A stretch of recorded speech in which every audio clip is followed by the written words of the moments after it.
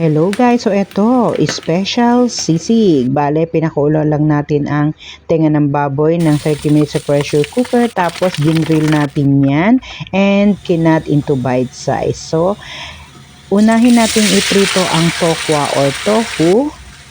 So, hintayin lang natin yang mag-brown both sides. Tapos, iset aside natin para mamaya. So, on the same pan, maggigisa tayo ng bawang, luya, sibuyas.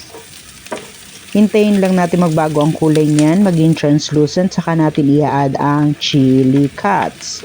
So, halu-haluing mabuti at idadagdag na natin ngayon ang tenga ng baboy na kinat natin. So, ayan, haluin lang natin mabuti para maghiwa-hiwalay ang tenga ng baboy at sumama ang lasa ng mga spices. So, pag nakita natin hiwa-hiwalay na yan, idadagdag na natin ang fried tofu or tokwa. So, haluin lang ulit natin yan. So, palaging halo lang ng halo guys. Dagdag tayo ng pamintang durog at liver spread. Yung 1 can lang na maliit ang ginamit ko dyan guys.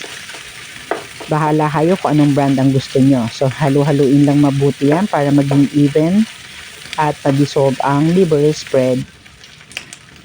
Dagdag tayo ng mayonnaise. 2 tablespoons po na mayonnaise ang inilagay ko dyan. At magdadagdag din tayo ng 2 teaspoon ng oyster sauce. So, hahaluin lang natin ulit mabuti yan guys.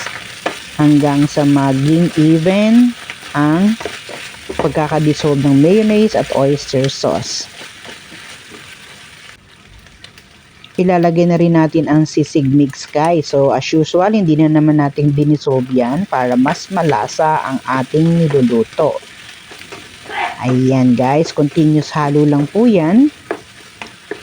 And magdadagdag din tayo ng